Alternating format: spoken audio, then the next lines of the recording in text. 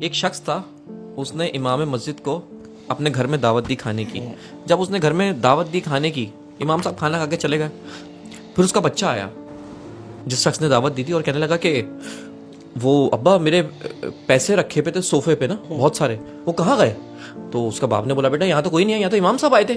تو اس بچے نے بولا کہ امام صاحب نے پیسے چرا لیے. اس کے باپ نے بولا کیا ہو گیا یار, وہ مسجد کا امام ہے, وہ ایسی حرکت کر ہی نہیں سکتے, اور میں ان سے پوچھوں گا بھی نہیں, مجھے شرم آئی ان سے پوچھتے ہوئے.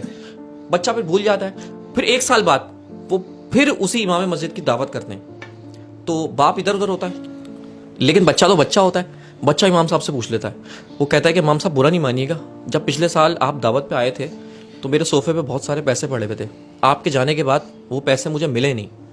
تو یہ بات سن کے امام صاحب رونے لگتے ہیں اور کہتے ہیں کہ بیٹا میں اس لیے نہیں رو رہا کہ تم مجھ پہ الزام لگا رہے ہو, بلکہ میں اس لیے رو رہا ہوں کہ جب میں آیا تھا تو صوفے پہ پیسے بکھرے ہوئے پڑے ہوئے تھے, میں نے ان کو جمع کیا اور تمہارے کمرے میں جو قرآن شریف ہے اس میں لپیٹ کے رکھ دیا. میں نے سوچا کہ قرآن تو انسان روز ہی کھولتا ہے, اس کو پیسے وہاں سے مل جائیں گے, لیکن میں اس بات پہ رو رہا ہوں کہ پورا 1 سال ہو گیا اور تم نے قرآن کھول کے نہیں دیکھا, اور جب بچہ قرآن شریف کھول کے دیکھتا ہے تو وہ پیسے اسی میں ہوتے ہیں.